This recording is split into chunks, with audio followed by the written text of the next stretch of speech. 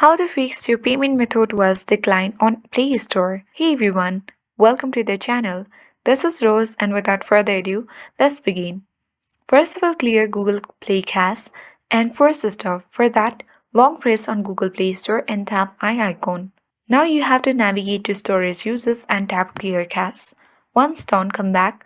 Now tap Force Stop and tap Force Stop. Once you have followed this step, you need to check whether your issue resolved or not.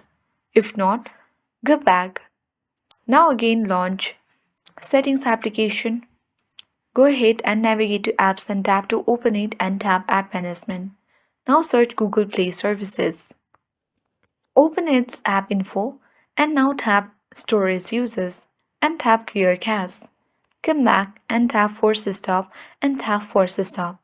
Now you can easily remove and re-add your payment method. On the Google Play Store, you can easily open it.